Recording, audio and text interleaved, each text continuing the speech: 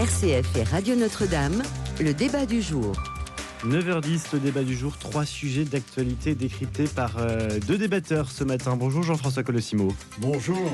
Essayiste, historien des religions, directeur général des éditions du Cerf, et Gérard Gachet, bonjour. Bonjour. Auteur de Jean-Louis Georgelin, le général de Notre-Dame. Vous êtes ancien directeur de la communication du ministère de la Défense et adjoint au maire du 16e arrondissement de Paris. Avec vous ce matin, on va évoquer la Syrie. Oui, qui a dirigé, Gérard Gachet, je crois, la direction de Valeurs Actuelles, il y a une certaine période. J'ai travaillé au Figaro, puis à Valeurs Actuelles. Et Valeurs Actuelles. J'étais journaliste pendant 30 ans quand même. Exactement, ce qui explique aussi votre présence ce matin. Et puis je rappelle aussi que Jean-François a publié notamment Le Paradoxe persan, un carnet iranien, ce qui nous permettra aussi d'aller du côté de la Syrie. On va commencer d'ailleurs par ce sujet. Que se passe-t-il en Syrie? Où va ce pays? Les choses sont allées très vite et en plus, avec Notre-Dame de Paris, la réouverture qui a focalisé l'attention du monde entier, ce week-end a été riche en émotions. Eh bien, vous pouvez réagir à tout moment par mail direct@radionotre-dame.com ou direct@rcf.fr. Et donc, les images de la Syrie que l'on a tous vues en 11 jours. Bachar el-Assad est tombé près de 14 ans après le début en Syrie de la révolte que beaucoup croyaient morte. Le temps s'est brutalement accéléré et les cartes du Proche-Orient se trouvent ainsi rebattues. C'est une conséquence aussi, bien sûr, de ce qui se passe entre Israël et l'Iran. Il y a la Turquie également dans le jeu géopolitique qui a joué un rôle clé. Et puis cette percée fulgurante des rebelles dominés par les islamistes radicaux.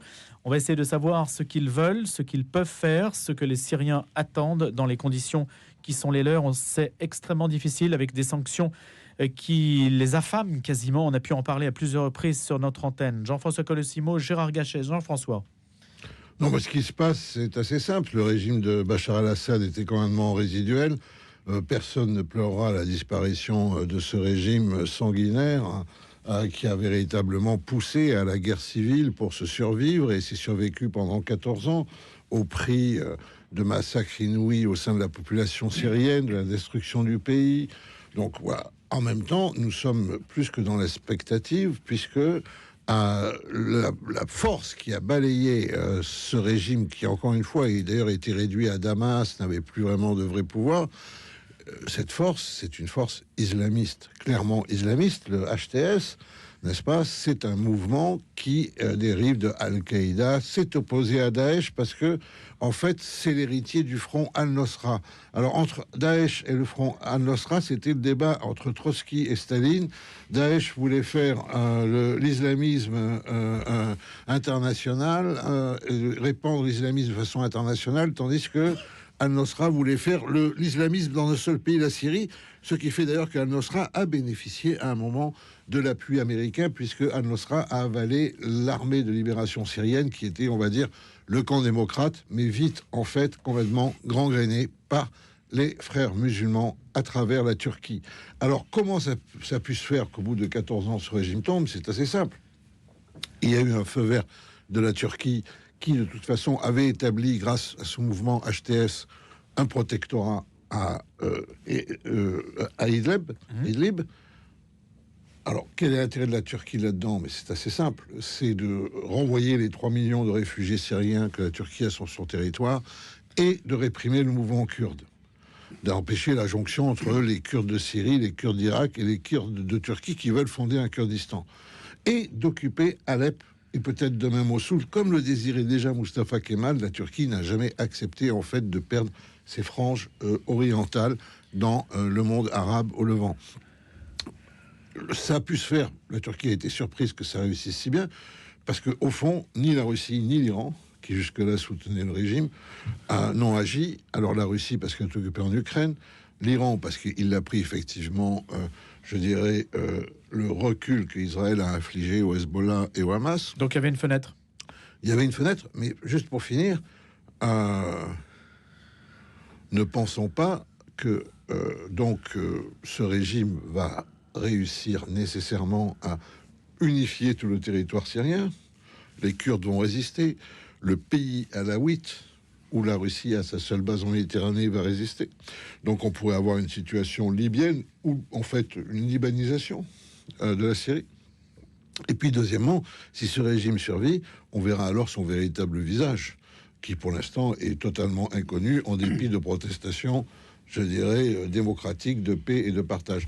Juste pour finir, ce qu'on sait, c'est qu'à Idlib, les chrétiens, effectivement, pouvaient subsister dans une situation de dimitude, de second rang, mais évidemment, les cloches, les croix étaient interdites, toute visibilité chrétienne était interdite, et les messes avaient lieu sur déclaration préalable et surveillées par les miliciens.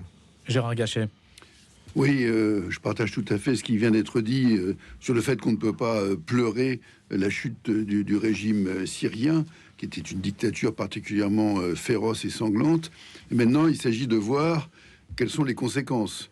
Et les conséquences, nous sommes sur Radio Notre-Dame, les conséquences d'une part pour les chrétiens, et puis d'autre part pour la France. Pour les chrétiens, on peut quand même être inquiet. J'entendais les chrétiens d'Orient qui déjà s'alarment. Et j'ai entendu ce matin une déclaration chez un de vos confrères d'un évêque syrien qui expliquait qu'à Damas, c'était pas uniquement la liesse populaire qu'on veut bien nous montrer, mais qu'il y avait des quartiers où les gens se restaient chez eux, se terraient un peu, se calfeutraient, n'avaient pas forcément de quoi manger ni boire d'ailleurs. Et donc la situation n'était pas du tout aussi idyllique qu'on peut le croire. Et on sait que à Alep, les chrétiens d'Alep, effectivement, ne vivaient pas ce rapprochement d'une façon très, très positive. Pour la France, on peut penser aussi que le nouveau régime, s'il se confirme effectivement et s'il tient, pourrait se traduire par, comme on l'a vu dans d'autres pays, l'Afghanistan et autres, par un exode d'une partie de la population venant éventuellement se réfugier en Europe et une partie en France. Donc, alors que le régime dit à sa population de revenir, la population exilée, puisqu'il y a à peu près 10 millions de Syriens qui vivent en dehors de Syrie.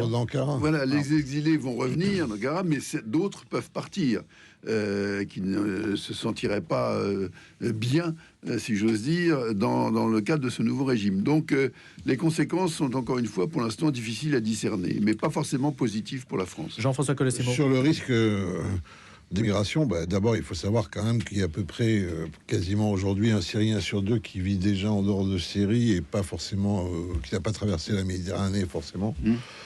Il faut savoir qu'il y a au Liban 1 200 000 réfugiés syriens pour une population à peu près de 4,5 millions d'habitants, ce qui veut dire à proportion que si nous on avait pris 20 millions de réfugiés d'un coup, hein, c'est à peu près ça. Un tiers.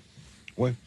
Oui, ou 15-20 millions de réfugiés d'un coup. Donc cette situation pèse sur le Liban, énormément de réfugiés, hein. Mais il faut savoir quand même aussi que les chrétiens étaient une véritable force cumulée en Syrie, où les orthodoxes étaient majoritaires au sein des chrétiens. La politique française suivie sous François Hollande a fait que les hiérarchies catholiques étaient francophones et francophiles, ont embrayé le pas de la hiérarchie orthodoxe, sont tournés en fait vers Moscou. Poutine apparaissant à ce moment-là à tort comme le grand défenseur des chrétiens d'Orient, ce qu'il faisait avec beaucoup de cynisme, n'est-ce pas? Mais que ces chrétiens, ils étaient 10% de la population, un peu plus d'1 million, il y a encore 10 ans, et qu'effectivement, ils sont tous partis. Ils sont quoi, 3% aujourd'hui à peu près? Ils sont 200 000 maximum. Ils étaient 1 million, 1,2 million, ils sont 200 000. Toute communauté, confession confondue. Alors évidemment, ces chrétiens, pourquoi est-ce que le HTS et Al-Jolani, le patron de ce mouvement islamiste, déclare qu'il n'y aura pas de vengeance? Pourquoi? Parce que le pouvoir alaouite, le pouvoir baassiste, le pouvoir de Bachar el-Assad, de son père Hafez al-Assad, c'est un pouvoir qui était minoritaire alaouite, donc comme je l'ai dit, et donc qui jouait des minorités et qui privilégiait les minorités contre la majorité sunnite. D'où le fait que les églises, quelles qu'elles soient, étaient assez ralliées, je dirais, pieds et mains liés, bouche cousue par la police politique. Mais les églises étaient dans une sorte de pacte implicite avec l'ancien pouvoir qui leur réservait la construction d'églises sur le budget du logement, qui, tous les dimanches matins, vous savez, il y a une kyrielle de communauté. C'était un immense tunnel à la télévision nationale syrienne de messes et de liturgies qui se suivaient dans tous les rites. Et donc c'est là où le HTS aujourd'hui dit pas de vengeance, parce que les chrétiens peuvent apparaître avoir été avec, évidemment, les alaouites, avec les druzes, avec les autres minorités, en fait, une composante de l'ancien pouvoir alors que dans la vérité des faits, les chrétiens subissaient la main de fer. La vérité du nouveau régime, ce sera de savoir quel est son comportement par rapport à ces minorités. Pas simplement par rapport aux femmes, par rapport à l'éducation. On n'en voit pas beaucoup sur les images des femmes. Par rapport, si vous avez remarqué, par rapport à la liberté de conscience, par rapport à la liberté d'expression. Faisons pas des chrétiens le seul marqueur. Je dirais, c'est un marqueur important évidemment pour nous, mais encore une fois, malheureusement, leur présence est extraordinairement résiduelle. Et comme effectivement nous sommes chrétiens, nous pensons aussi au sort des non-chrétiens et à toutes les autres personnes qui pourraient être tout à fait opprimées par un régime islamiste. Alors ce régime islamiste, c'est pas celui des talibans. Même si clair. les talibans ont applaudi. Oui, mais c'est pas celui des talibans. Ils sont pas aussi. C'est pas l'Afghanistan. Ils sont pas. Jean-François Colossimo, une question. Pourquoi en si peu de temps, vous parliez du feu vert donné par les Turcs, il y a quand même quelque chose qui surprend ce matin, et peut-être que vous avez des éléments d'explication. On ne s'attendait pas à ce qu'en 10 jours seulement, le régime de Bachar al-Assad, le clan Assad, tombe. Parce que les soldats se sont rendus. Chaque fois que les islamistes ont avancé, les soldats ne voulaient pas mourir pour Bachar. Enfin, c'est assez simple. Ils se sont précipités à chaque fois. Alors, évidemment, à chaque étape, personne pensait que ça allait arriver à Damas. Vous voyez, ils ont débarqué ils ont descendu, ils sont arrivés à Alep. À Alep, les soldats se sont rendus, ils se sont dit, on va pas mourir pour Bachar. Il faut voir dans quel état est la Syrie depuis... État économique à tout point de vue. Les sanctions pèsent énormément sur la vie des gens. À l'autre, vous ne circulez pas. Il y a des poches qui sont des poches encore de Daesh. Il y a des poches qui sont des poches du H. Enfin, c'est plus qu'une poche, c'était un protectorat. C'était véritablement un gros territoire, etc.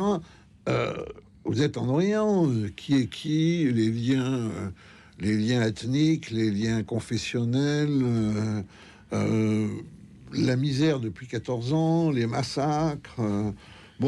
Arrivent des types là qui débarquent, qui eux, je dirais, ont l'envie de conquérir. Et vous n'avez pas le désir de défendre. Défendre quoi? C'est la question. C'est toute la question. Gérard Gachet, défendre quoi? Et là, c'est tombé comme un château de cartes. Mais c'est souvent le cas dans ces dictatures qui finalement tiennent à très très peu de choses. Elles tiennent à, en particulier, même si l'Iran conteste le fait d'avoir soutenu Bachar el-Assad et qu'il ait demandé de l'aide à l'Iran. Gérard Gachet. Oui, sur l'attitude des nouveaux dirigeants et leur politique, leurs décisions d'avenir, moi je n'oublie pas qu'il y a une constante dans l'islamisme, quelles que soient ses branches et ses filiales.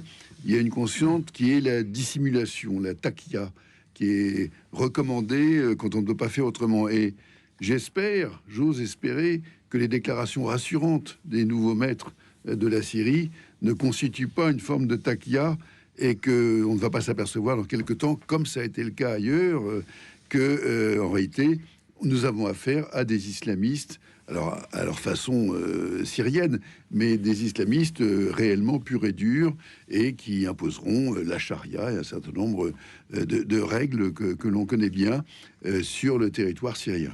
Il va y avoir des élections. Peut-on imaginer que les sunnites, qui sont très majoritaires, c'est à peu près 70% de la population, sortent évidemment du scrutin démocratique une personne qui soit respectable, qui soit le jeu de ces élections et ne soit pas un chef de guerre? Est-ce qu'on peut imaginer ce scénario? En exil, à Paris, entre autres, il y a beaucoup de personnalités syriennes qui ont fait partie soit de l'armée de libération syrienne, soit du front de libération syrienne, qui sont des gens, je dirais... d'une forme de modernité politique, qui ont des accents nationalistes, parfois sociaux, tout un héritage du panarabisme, enfin, etc. L'un d'entre eux peut servir effectivement de cache-nez au véritable pouvoir. Le véritable pouvoir, c'est celui des armes. Aujourd'hui, et ça va être pendant longtemps comme ça. Encore une fois, pour autant qu'on arrive à reconstituer, pour autant que l'HTS arrive à reconstituer la totalité du territoire et qu'il n'y ait pas de scission. Encore une fois, moi je serai kurde. Vous voyez, au nord-est, là. Donc il y a les Kurdes, il y a d'autres parties du territoire syrien qui pourraient faire sécession. Le pays alaouite. Les alaouites ont été au pouvoir, ils sont jugés responsables de ce qui se passe. Ils sont sur où, ce pays, géographiquement? c'est Ils l'Lataquié, sont sur la Méditerranée, en bord de l'Lataquié, mer. Tartous. Et c'est là où la Russie a sa seule base militaire en Méditerranée. Alors moi, je vois bien la Russie lâcher Bachar et lui faire une petite datcha à côté de Moscou avec un peu tous les dictateurs déjà, n'est-ce pas, que la Russie a abîmé au cours des dernières années. Petit village comme ça, là, des post-dictateurs qui pourront la veiller le soir, se raconter leur bonne police politique, leur massacre sanguinaire, leur ennui désormais. Il semble bien que la base russe sur la Méditerranée soit en train de plier bagage, si je dis, de commencer à évacuer un certain nombre de On va voir, matériel. on va voir. Alors c'est un signe que la Russie, ce que je pense moi, va très très mal et que la guerre d'Ukraine absorbe toutes ses forces et que en fait elle est pas du tout dans un état de pouvoir tenir deux fronts à la fois. L'Iran c'est un peu différent parce que évidemment le croissant chiite, ce qu'on appelle le croissant chiite, le fait que les chiites à travers le Hezbollah au Liban, l'Irak où ils sont majoritaires, la Syrie où les Alaouites étaient affiliés au chiisme, etc., que le croissant chiite descendait la Méditerranée à l'océan Indien. Mais en même temps, vous voyez, Téhéran, ils sont chiites. Le régime actuel est chiite avec les chiites, mais il est islamiste avec les islamistes. Et donc, l'Iran veut certainement garder des voies d'approvisionnement du Hezbollah dans la lutte du Hezbollah et de Téhéran contre Israël. La vérité, c'est que en quoi Abu al-Jolani refuserait cette coopération à l'Iran, puisque je dirais que l'antisionisme radical fait partie de son bagage aussi à ce nouveau potentat syrien. Donc là-dessus, on vous voyez, je veux dire, faut pas. Ce n'est pas parce que dans l'Orient compliqué et malheureusement, même y compris pour le général de Gaulle, quelques idées simples ne vont pas éclaircir la situation. Elle va s'éclaircir malheureusement par elle-même sur le rapport de force. Donc c'est l'armée qui va décider ce qui va advenir dans les prochains. Non, l'armée, elle n'existe plus. Les miliciens, plutôt. Le maître du pouvoir actuellement. Maintenant, Bachar n'a pas pu tomber. Damas n'a pas pu tomber sans que les services secrets syriens n'aient en fait rallié. Ils étaient puissants. C'était la seule réalité du pays, enfin, qui tenait la route. Vous savez, je veux dire, dans ce type de pays, la police politique, c'est un peu l'ENA, quoi. Enfin, je veux pas être disqualificatoire ni pour l'ENA ni pour cette police politique d'ailleurs, parce que ces polices politiques marchaient extraordinairement. C'était l'État, c'était la colonne vertébrale de l'État. Donc à un moment, ils ont dû choisir. Ils ont dû choisir la rébellion parce qu'elle était plus forte. Et ils ont lâché Bachar, ce qui veut dire que vous aurez juste, comme en Irak, un petit mélange baassiste, islamiste. Jean-François Colossimo, Gérard Gachet, le débat du jour. Depuis près de 100 ans, en Île-de-France, les chantiers du Cardinal bâtissent et rénovent des églises, des presbytères, des maisons paroissiales et des patronages. Tous ces lieux vivants de foi, de paix et de fraternité sont financés uniquement par la générosité de donateurs. Vous aussi devenez bâtisseur d'espérance. Faites un don en ligne sur le site chantierducardinal.fr, chantier avec un S, ou par chèque 10 rue du Cloître Notre-Dame, 75 004 Paris. Merci à vous tous. Les féeries reviennent du 7 au 15 décembre à Apprentis d'Auteuil, 40 rue Jean de La Fontaine, Paris 16e. Venez découvrir des créations uniques, des producteurs régionaux, l'exposition de crèche sur le thème de l'espérance et trouver votre sapin de Noël. Le week-end, une ambiance inoubliable vous attend. Huîtres, spectacles pour les enfants, concerts gospel, philharmonique ou a cappella. Tout le programme des féeries d'Auteuil, Facebook, Instagram ou le site apprenti-auteuil.org. Vous avez toujours rêvé d'un Netflix chrétien? D'une plateforme avec des films inspirants et pour toute la famille? Nous l'avons fait avec sageplus.fr, la seule plateforme de séries et de films chrétiens. Et à l'approche de Noël, nous avons 2 surprises. La plateforme est plus rapide, plus intuitive et compatible avec votre TV connectée. Et on a rajouté de nombreuses nouveautés pour petits et grands. À bientôt sur sageplus.fr, sajeplus.fr.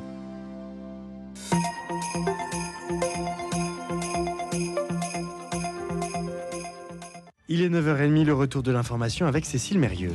Le président Bachar el-Assad a fui la Syrie, chassé par une offensive spectaculaire des rebelles islamistes. En 11 jours, Bachar el-Assad est tombé, près de 14 ans après le début en Syrie d'une révolte que beaucoup croyaient morte. La percée fulgurante des rebelles dominés par les islamistes radicaux de Hayat Tahrir al-Sham, qui disent avoir rompu avec Al-Qaïda, a pris tout le monde de court. En Syrie et partout dans le monde, le peuple syrien a fait exploser sa joie et son soulagement. Les rebelles ont annoncé la chute du tyran et la libération de tous les prisonniers injustement détenus. À la demande de la Russie, principal allié du pouvoir déchu, le Conseil de sécurité de l'ONU se réunit cet après-midi en urgence. Ils discuteront à huis clos de la Syrie. L'Observatoire syrien des droits de l'homme a fait état d'une série de frappes israéliennes dans l'est du pays. Elles ont visé des dépôts d'armes et des positions du régime renversé et de groupes soutenus par l'Iran. Les États-Unis ont également mené des dizaines de frappes aériennes dans le centre de la Syrie. Elles ont visé des bases du groupe État islamique afin qu'il ne se reconstitue pas en Syrie. L'année 2024 est assurée d'être la plus chaude jamais enregistrée sur la planète. Pour la première fois, le plafond de plus 1,5 degré est franchi, avec des températures moyennes de l'air fixées à un peu plus de 14 degrés à l'échelle planétaire. Selon l'Observatoire Copernicus, novembre 2024 a été le deuxième mois de novembre le plus chaud jamais enregistré. Et en France, Emmanuel Macron poursuit ses consultations des leaders politiques à l'Élysée. Le président est sous la pression de son propre camp. La présidente de l'Assemblée lui demande de nommer un Premier ministre dans les prochaines heures. Emmanuel Macron reçoit ce matin les députés indépendants du groupe Lyot, puis les communistes et enfin les chefs des écologistes. L'idée est d'additionner les députés du socle commun afin d'obtenir une majorité au Palais Bourbon. La France insoumise, elle, dénonce de son côté une trahison des socialistes s'ils rejoignaient le futur gouvernement. Merci beaucoup Cécile Mérieux. On vous retrouve à 10h pour un nouveau rappel de l'information.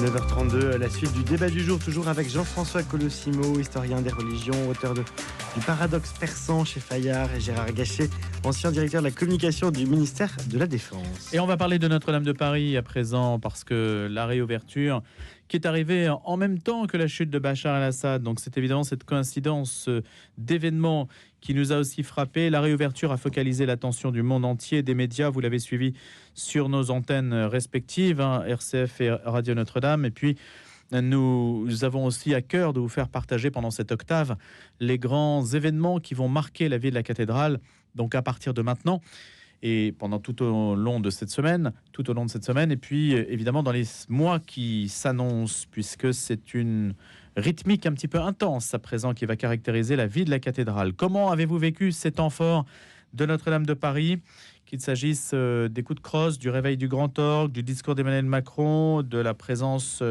de tous les chefs d'État et de gouvernement qui se trouvaient là? Gérard Gachet. Je pense que cette réouverture de Notre-Dame, pour moi, se traduit par deux mots essentiels: l'émotion d'une part et l'espérance d'autre part. L'émotion parce que moi je me trouvais samedi matin sur le parvis de Notre-Dame et c'est une émotion qui était partagée par tous ceux qui étaient là, chrétiens ou non chrétiens, et qui était exactement l'inverse de l'émotion du 15 avril 2019. L'émotion du 15 avril 2019, c'était l'émotion de la tristesse, des larmes, de la prière pour certains. Et là, c'était l'émotion de la joie de retrouver la cathédrale de Paris, de la France, donc un élément essentiel de la vie catholique et chrétienne de notre pays. Et puis l'espérance, parce que tout ça a quand même montré que notre pays, qui a toutes les faiblesses que l'on connaît et que l'on décrit si souvent, est encore aussi, par moments, un grand pays capable de grandes choses. Et cette résurrection de Notre-Dame, puisqu'on l'a souvent baptisée ainsi, en 5 ans, chose que l'on disait impossible, l'a prouvé. C'est aussi un des témoignages, un des héritages que laissera, je crois, le général Georgelin, qui a été pendant 4 ans à la tête de ces travaux de reconstruction et de rénovation de Notre-Dame. Et voilà, c'est pour ça que je pense que c'est important, à la fois l'émotion et l'espérance que laisse cette réouverture de Notre-Dame de Paris. Y a-t-il un moment qui vous a touché davantage? Oh, bien sûr, entendre, comme beaucoup de gens, le bourdon, le grand bourdon de Notre-Dame, Emmanuel, résonner, parce que c'était plus que symbolique, parce que le bourdon, à un moment, le soir de l'incendie, vers 21h30, 22h, lorsque la tour nord, où sont les autres cloches, est gagnée par le feu, et que les pompiers ne savent pas s'ils vont parvenir, il faut renvoyer des gens dans les tours et les beffrois pour combattre l'incendie sur place, puisque du sol, on n'arrive pas à le maîtriser. C'est le plan que présente le général Gallet, commandant la brigade des sapeurs-pompiers de Paris. Il présente ce plan au chef de l'État, chef des armées, qui lui dit allez-y. Et donc on renvoie une vingtaine d'hommes dans les beffrois pour vaincre cet incendie. Eh bien, si l'incendie n'avait pas été vaincu, la tour nord, avec les 8 cloches, si le beffroi s'effondrait, les cloches tombaient, et ça entraînait de l'autre côté la tour sud, qui n'aurait pas manqué de s'écrouler ensuite avec le bourdon et son poids absolument gigantesque. Donc c'est un vrai signal, une vraie émotion d'entendre de nouveau ce bourdon résonner. C'était la preuve que l'incendie était vraiment définitivement vaincu. Le bourdon rescapé de Notre-Dame. Jean-François Colossimo. Non, je crois que tout a été dit et tout vient d'être redit avec bonheur. Deux choses. Il est évident tout de même que ce qui a été marqué de manière prioritaire, c'est un peu ce petit miracle, petit, parce que les miracles, c'est tout à fait autre chose. Donc là, c'est un miracle de la volonté. Au passage, d'ailleurs, la volonté du président de la République, qui montre aussi la force des institutions, parce qu'il fallait son attachement personnel pour réaliser cet exploit à un temps si court, n'est-ce pas? Et ça montre donc que quand l'État veut, il peut. Ça me semble important. Mais malgré tout, aux yeux du monde entier, c'était Paris, mais c'était aussi la liturgie. C'est la liturgie qui a été prioritaire, n'est-ce pas, dans la réouverture. Alors après, il y a eu tous les commentaires, évidemment, sur la splendeur des travaux, la qualité des métiers, la rapidité de l'exécution, etc. Mais malgré tout, le monde entier a regardé, en fait, l'inauguration d'une église menée par un évêque entouré de ses prêtres autour d'un autel. Ça me semble très important, parce que Notre-Dame a été rendue non à sa véritable fonction, qui est une fonction liturgique et non pas muséale. Voilà. Le deuxième point qui me semble important, c'est que, comme je l'ai dit, c'est la volonté du président de la République, comme jadis ou naguère, il y avait la volonté d'autres présidents, d'autres régimes républicains, ou la volonté des rois de France, n'est-ce pas, qui a permis cette restauration si facile, si rapide. Rien facile, si rapide. C'est lui d'ailleurs qui a choisi un général pour mener les travaux. Je veux dire, avec plutôt judicieusement. C'est lui qui a fait les choix, mais il n'a pas payé. Ce sont des mécènes privés qui ont tout payé. L'État n'a pas versé un centime. Oui, très bien. Et alors, bon, si les riches paient, pourquoi pas? Et puis s'ils pensent s'acheter comme ça un petit morceau de paradis, peut-être qu'ils seront détrompés, mais ils ont essayé. Vous êtes indulgent. Oui, absolument. Je suis plutôt pour. Et donc, mais le deuxième point, c'est que ça a été aussi une réunion de chefs d'État. Et quand même, ce moment d'espérance dont vous parlez a raison. La photographie à l'Élysée de Trump, le président Macron au milieu, Zelensky de l'autre côté, ça n'était pas rien non plus. Et on a vu que cette France, dont le centre finalement historique, l'épine dorsale, et cette foi chrétienne, elle s'est aussi mariée à cela des espérances de paix, des soutiens contre la barbarie, etc. Tout ça d'un même mouvement articulé, spirituel, temporel. Dernier point, la gloire du Moyen-Âge, ça a été de savoir concilier l'universel et le particulier. C'est pour ça qu'il n'y a pas de signataire de Notre-Dame, que tout le monde s'y était mis. C'était le règne des corporations, c'était le règne des compagnons, c'était le règne des ordres, le règne des congrégations. C'est le collectif et le singulier ne s'opposaient pas. Et là, on a refait cette expérience, avec tous ces corps constitués, les pompiers, les architectes, les maçons, etc., qui a refait Notre-Dame? Une communauté de destin. Tout le monde, en fait. Tous ceux qui ont contribué. Tout le monde. Petits et grands. Tout le monde. Ça, je crois que c'est très important aussi de retrouver ce sens-là. Voilà. Même Jean-Louis Georgelin, à qui on aurait pu attribuer le mérite de la rénovation, malheureusement est disparu pendant le chantier.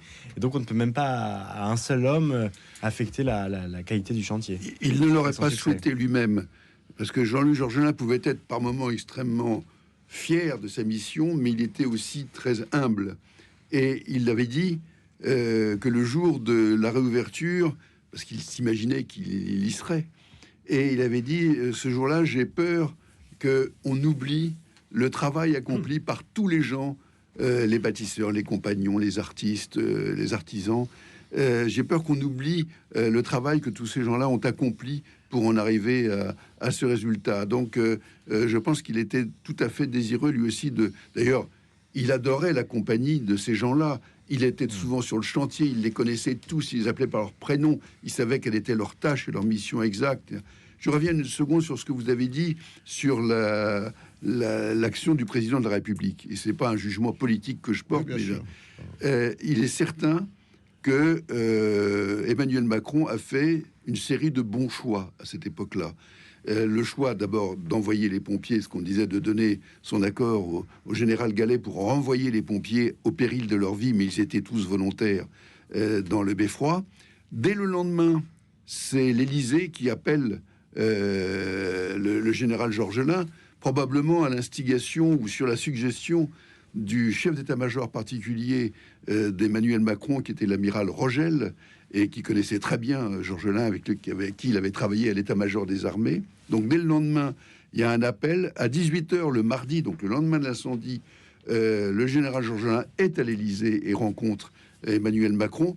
C'est probablement de cette rencontre qu'est venu le délai de 5 ans, annoncé le soir même par le président de la République, parce que Georgelin lui a dit, c'est très bien de donner une mission, etc., mais il faut fixer des délais, sinon ça fait partie de l'art du commandement. Et enfin, dès le mercredi, donc le surlendemain de l'incendie, première réunion du conseil de crise à l'Élysée, où on annonce, et Georgelin est là, qu'il sera le chef, le responsable de la reconstruction de Notre-Dame. Il y a un petit regret du côté des archéologues de ne pas avoir prolongé les fouilles qui ont permis de faire remonter le jubé. Et parce qu'il fallait tenir ce délai des 5 ans, bon, les morceaux se trouvent, paraît-il, dans une très belle exposition qu'il me revient d'aller voir et que, paraît-il, il faut absolument voir, qui est au musée de Cluny. Mais on aurait pu aller plus loin là-dessus et peut-être continuer. Oui, enfin, bon, surtout, moi, en tant qu'orthodoxe, le jubé qui montre que... Ça devrait vous toucher. L'Occident savait à une époque un peu ce qu'était une iconostase. Ça me... Bien sûr. Bon, alors maintenant, écoutez, le problème quand même, c'est qu'il y a des villes dans le monde où il y a quasiment pas de métro, où le métro est très restreint, parce qu'on ne peut pas donner un coup de pioche sans que tout s'arrête, parce que les archéologues demandent à pouvoir inspecter Athènes, Rome, vous voyez ce que je veux dire? Bon, donc il y a un droit de l'archéologie, évidemment. Je crois qu'il a été satisfait autant que possible. On ne pouvait pas non plus, vous voyez, encore une fois, Notre-Dame, c'est pas un musée, c'est pas un vestige. On n'arrivera pas... Quel est l'état originel de Notre-Dame? Mais on n'en sait rien.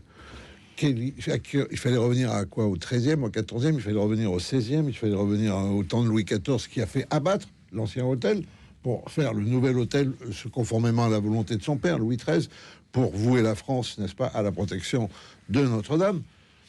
Il y a un moment où il faut savoir, je dirais, se réinscrire dans le temps pour pouvoir se raccrocher à l'histoire.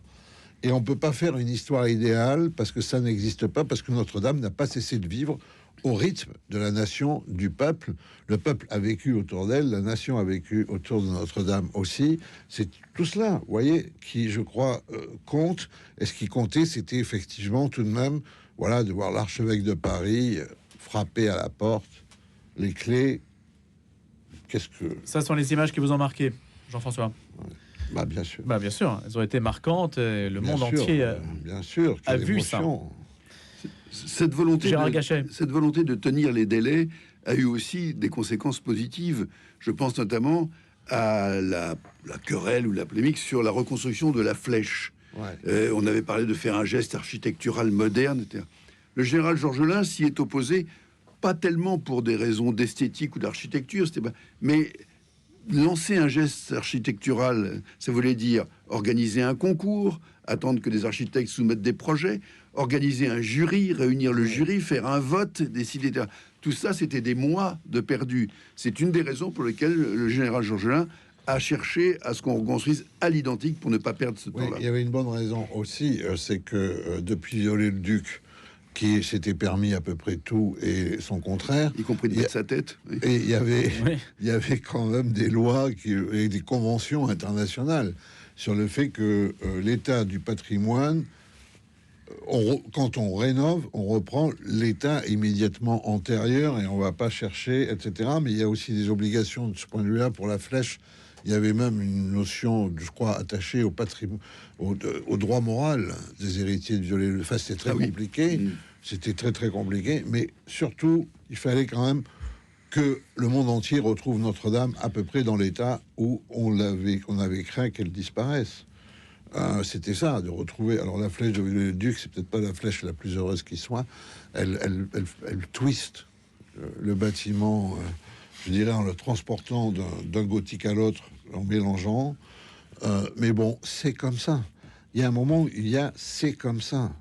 Alors, vous avez parlé, raisonnable. Avant de passer à notre troisième sujet, qui est en lien quand même avec Notre-Dame de Paris, puisque vous avez parlé d'œuvres collectives. Aujourd'hui, on cherche pour la nation un second souffle. Après Michel Barnier, on va parler de l'aspect politique. Simplement, est-ce qu'il aurait fallu, par exemple, pour rester dans l'esprit de cette œuvre collective, que les concours, alors vous avez parlé de la flèche, mais les concours sur le mobilier liturgique, tous les concours sur les vitraux, pourquoi pas, soient en fait guidés par l'anonymat? Est-ce que c'est quelque chose qui aurait correspondu en fait à l'esprit de la cathédrale pour éviter une sorte de surenchère sur la notoriété qu'on peut prêter à tel ou tel artiste? C'est juste une suggestion, une question.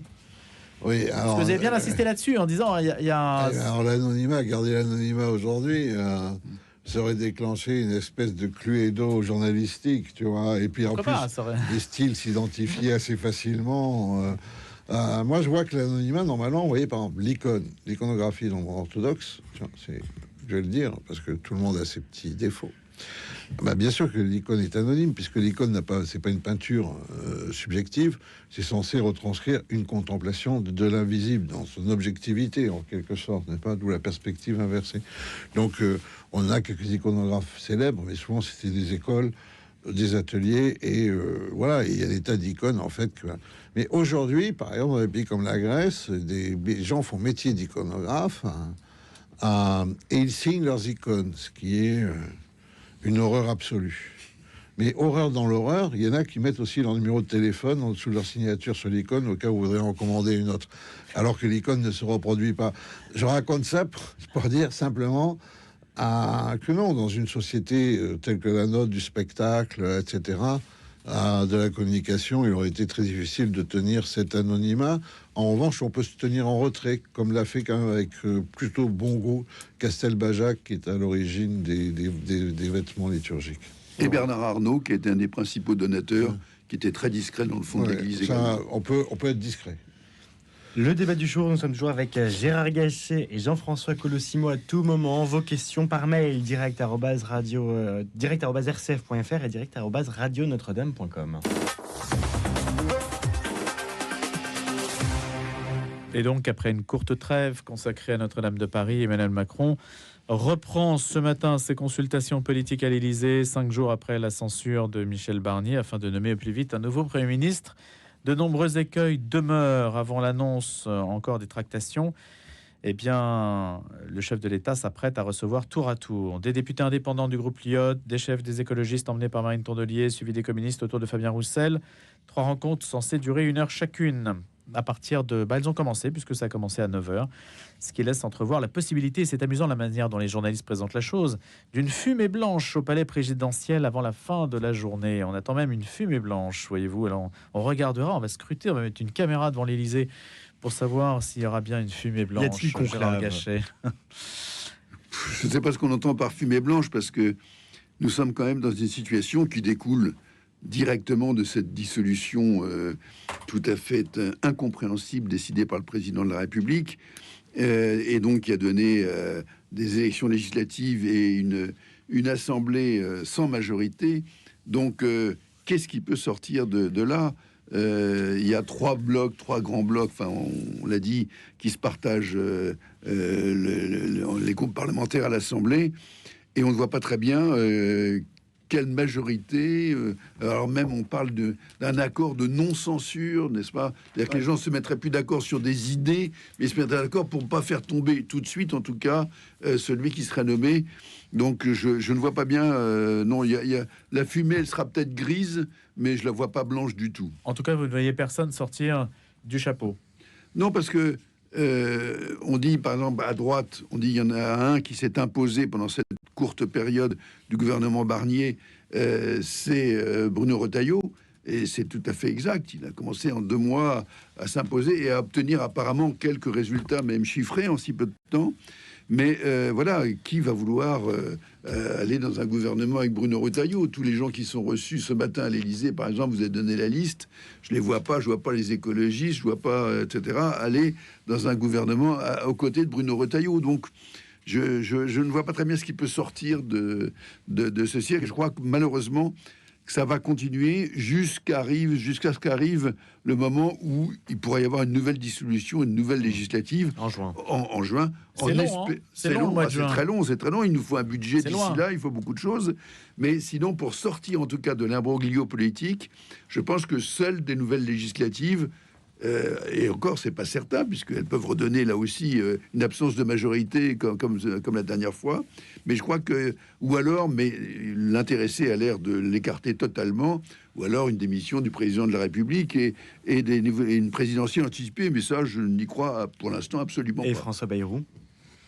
Et François Bayrou. Écoutez, on avait élu en 2017 un président, Monsieur Macron, qui devait à la fois, qui était le Mozart de la finance et qui était l'homme qui allait dépasser les clivages politiques anciens en créant le nouveau monde politique, la Start-up Nation, etc.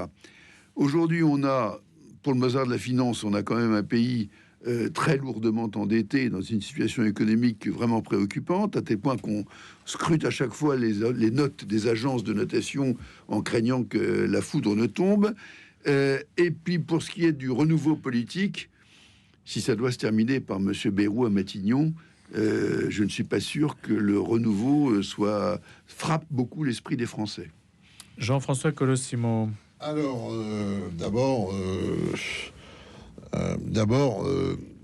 moi je dirais que Michel Barnier a été la victime un peu consentante parce que le grand négociateur du Brexit n'a pas montré quand même beaucoup de flexibilité dans les rapports qu'il a entretenus avec les différents groupes politiques, particulièrement avec Madame Le Pen, qui l'a gravement offensé.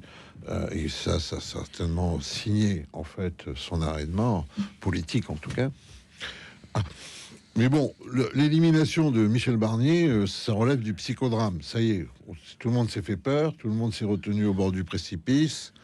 Il y a un sentiment de gueule de bois, le déblocage des socialistes immédiat, comme d'un coup s'ils avaient pris mesure d'une réalité qu'ils niaient jusque-là, à savoir qu'il faut quand même un gouvernement à la France. Ils se sont rendus compte qu'il était temps de se départir de Monsieur Mélenchon. La rassurance que leur a apporté Emmanuel Macron en leur disant qu'il ne démissionnerait pas. Et d'ailleurs, François Hollande n'a pas tellement peut-être envie que Emmanuel Macron démissionne si vite parce qu'il faut qu'il se réinstalle dans le paysage, enfin, etc. Vous voyez, donc je pense que là, en fait, il y a un moment pour arriver à refaire un peu, je dirais, un gouvernement qui balayerait des socialistes et des écologistes responsables. Il y en a quelques-uns chez les écologistes, pas beaucoup, mais quelques-uns. Lesquels, pour vous? Jadot, etc., qui a prouvé qu'il était un homme politique. Il était un homme politique avec une conviction écologiste, mais qui ne faisait pas de l'écologie une idéologie qui l'empêchait de faire de la politique. Donc des écologistes, socialistes, ensuite toute la nébuleuse centriste, Horizon, enfin, etc., jusque à LR. Bon. Alors le problème, évidemment, c'est qu'il n'y a qu'une personnalité. Alors vous avez la dent dure contre lui, mais je comprends pourquoi. Il y a une histoire. C'est lui qui, quand même, a fait échouer à sa réélection Nicolas Sarkozy, n'est-ce pas? François Bayrou. Mais justement, François Bayrou, c'est pour cette raison-là qu'il est compatible. En fait, d'abord, il n'a jamais dit trop de mal du Front National, contrairement, par exemple, à Xavier Bertrand, qui aurait pu faire un autre candidat, mais qui est récusé en raison de son opposition très dure. Enfin, dans les Hauts-de-Seine, dans Les Hauts-de-France. Dans les Hauts-de-France, front contre front avec Marine Le Pen. Bon, Bayrou a ça pour lui.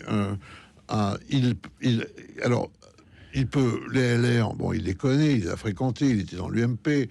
Les socialistes trouvent qu'en fait, bon, ça va quand même, bon, etc. Le vrai problème de François Bayrou, c'est que dès qu'il est nommé à Matignon, il y a tous les candidats futurs à la présidentielle qui vont s'inquiéter que ça soit lui qui s'impose à travers son magistère à Matignon, puisqu'on sait que le Béarnais a toujours considéré que Paris valait bien une messe et même des accords électoraux, tu vois. Donc, mais c'est quand même le personnage de la situation. C'est le seul qui coche autant, je dirais, de neutralité non malveillante, immédiatement en tout cas, mais évidemment après Édouard Philippe, Laurent Wauquiez, François Hollande, enfin qui veut que François Bayrou réussisse à Matignon, c'est un peu la question. Ensuite, on a vu quand même ce week-end un président de la République qui était tout à fait en train d'agir de manière internationale, avec beaucoup de brio et de talent. Il fallait réunir Donald Trump et Zelensky, pas simplement qui se serrent la main dans un couloir de l'Élysée, mais qui se parlent. On a vu une France forte en Europe, en dépit de tous ces déboires financiers qui sont terribles, enfin, etc.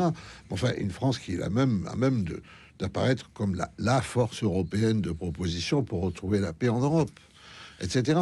Quand on voit tout ça, on se dit qu'il serait temps de mettre un terme, je dirais, à cette espèce de débordement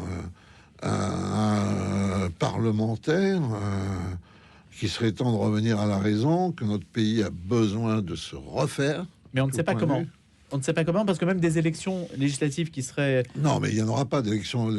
Enfin, je veux dire, s'il y a une dissolution, de toute façon, on repart. Pourquoi ? Ensuite, le président, je pense, ne démissionnera pas. Il l'a dit, mais j'en suis convaincu, c'est pas son tempérament, etc. Alors peut-être qu'après... Son tempérament, c'est étonné quand même. Qui aurait anticipé une dissolution si tôt? Alors attention. Oui, mais ça va avec son tempérament. Son tempérament, vous savez, même ceux qui veulent se moquer ou être le maître des horloges, etc. Dernière réflexion, Jean-François. Un maître des horloges qui fait la dissolution, c'est pas un maître des horloges qui propose sa démission. Voilà, c'est aussi simple que ça. En fait, ça participe du même caractère. Ce qu'il nous faut retrouver, c'est le sens de la France. Et quand on voit combien le sens de la France a été suscité par la résurrection de Notre-Dame, on se dit, qu'est-ce qui se passe dans notre classe politique pour qu'on n'y arrive pas? Est-ce que notre classe politique est encore capable de se sacrifier pour le pays, pour la nation? Eh bien, ce sera le mot de la fin. Jean-François Colossimo, historien des religions, auteur du Paradoxe persan, incarné iranien, c'est chez Fayard. Merci beaucoup. Gérard Gachet, ancien directeur de la communication du ministère de la Défense. Vous avez notamment publié Jean-Louis Georgelin, le général de Notre-Dame. C'est aux éditions Ballant. Merci à tous les deux. Merci beaucoup Louis Dauphren. Merci Pierre-Henri Paget qui réalisait cette matinale depuis 6h30.